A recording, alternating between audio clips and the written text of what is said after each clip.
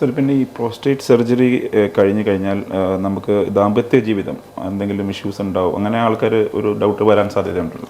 അപ്പോൾ ഈ പ്രോസ്റ്റേറ്റ് സർജറിയിൽ ദാമ്പത്യ ജീവിതം ഡെഫിനറ്റ്ലി അതിൽ ഒരു കാര്യം ഡെഫിനറ്റ്ലി നിങ്ങൾ ചോദിച്ച നല്ലൊരു ചോദ്യമാണ്. എന്താ വെച്ചാൽ നമ്മൾ ഈ പ്രോസ്റ്റേറ്റ് സർജറിയിൽ ഇപ്പോൾ റാഡിക്കൽ പ്രോസ്റ്ററ്റക്ടമി എന്ന് പറഞ്ഞ് സർജറി ചെയ്യുക, പ്രോസ്റ്റേറ്റ് ഗ്രന്ഥി മൊത്തം റിമൂവ് ചെയ്യുമ്പോൾ അങ്ങനെ ഉണ്ടാകുമ്പോൾ നമുക്ക് ഈ ബീജം വരുന്ന പ്രക്രിയ ഉണ്ടാവില്ല. ബിക്കോസ് അത് ഈ പ്രോസ്റ്റേറ്റ് ഗ്രന്ഥിയിൽ നിന്നാണ് ഈ ബീജം വരുന്നത്. ബീജത്തിൻ്റെ മേജർ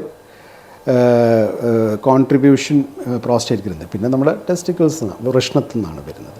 അപ്പോൾ ഇത് പ്രോസ്റ്റേറ്റ് മൊത്തം നീക്കം ചെയ്യുമ്പോൾ ഈ ബീജം വരാനുള്ള സാധ്യതകൾ കുറയും. ഒന്ന്. രണ്ടാമത്തത്, ഈ ചിലവർക്ക് ഉദ്ധാരണശേഷി ഉണ്ടാവാം, ഉദ്ധാരണത്തിൻ്റെ ലെവൽ കുറയാം. അപ്പോൾ ഈ പ്രോസ്റ്റേറ്റ് ഗ്രന്ഥിക്ക് നമ്മൾ സർജറി എന്ന് പറയുമ്പോൾ റാഡിക്കൽ പ്രോസ്റ്ററ്റക്ടമി അത് വിഭിന്ന രീതിയിൽ ചെയ്യാം. ഒന്ന് ഓപ്പൺ സർജറി, രണ്ടാമത്തെ ലാപ്രോസ്കോപ്പിക് സർജറി, മൂന്നാമത്തതാണ് ഇപ്പോൾ ഈ റോബോട്ടിക് സർജറി എന്ന് പറഞ്ഞത്. റോബോട്ടിക് സർജറിയാണ് ഇപ്പോൾ മെയിനായിട്ട് ഈ പ്രോസ്റ്റേറ്റ് ക്യാൻസറിന് വേണ്ടി, പ്രോസ്റ്റേറ്റ് ഗ്രന്ഥിയെ മാത്രമായിട്ട് വ്യാപിച്ച ക്യാൻസർ അതിലൊരു ക്യൂറേറ്റീവ് ട്രീറ്റ്മെൻറ്റ് കൊടുക്കാൻ ഉള്ളൊരു നല്ലൊരു ഓപ്ഷനാണ് ഈ റോബോട്ടിക് സർജറി പ്രോസ്റ്റേറ്റിന് വേണ്ടി.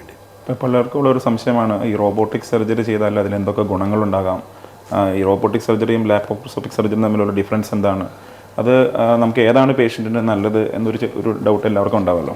അപ്പോൾ റോബോട്ടിക് സർജറി എന്ന് പറയുമ്പോൾ ഈ പ്രോസ്റ്റേറ്റ് ഗ്രന്ഥി ഇരിക്കുന്ന ഒരു ഭാഗം അത് നമ്മുടെ ഈ പെൽവിസ്, ഊരലിൻ്റെ ഉള്ളിലൊരു കൺഫൈൻഡ് സ്പേസിലാണ് ഇരിക്കുന്നത്.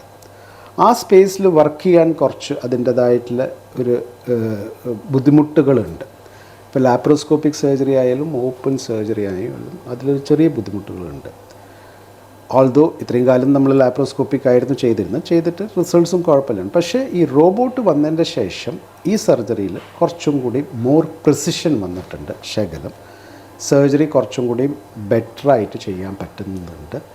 ഈ പറഞ്ഞ നിങ്ങൾ നേരത്തെ ചോദിച്ച ചോദ്യം, അതായത് ദാമ്പത്യ ജീവിതത്തിൽ നമുക്ക് അതിലെന്തെങ്കിലും ഒരു ബെനിഫിറ്റ് ഉണ്ടോ എന്നുള്ളത് ചോദിച്ചപ്പോൾ, നമുക്ക് ഈ നെർവ് പ്രിസർവേഷൻ, ഞരമ്പുകൾ, അതായത് ഈ ഉദ്ധാരണത്തിനുമായിട്ടുള്ള ഞരമ്പുകൾ, ഇപ്പോൾ സപ്പോസ് ഈ പ്രോസ്റ്റേറ്റ് ക്യാൻസർ പ്രോസ്റ്റേറ്റിനെ മാത്രമേ ബാധിച്ചിട്ടുള്ളൂ, വേറെ പുറത്തേക്കൊന്നുമില്ല, ഞരമ്പുകൾ നമുക്ക് പ്രിസർവ് ചെയ്യാൻ പറ്റുകയാണെന്നുണ്ടെങ്കിൽ അവരുടെ നമുക്ക് ഈ ഉദ്ധാരണത്തിന് നമുക്ക് കുറച്ച് കഴിയുമ്പോൾ അവർക്ക് റീഗെയിൻ ചെയ്യാൻ പറ്റും.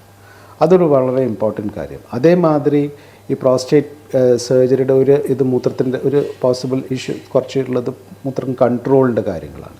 അതും ഈ റോബോട്ടിക് സർജറിയിൽ കുറച്ചും കൂടി ബെറ്ററായിട്ടാണ് പറയുന്നത്.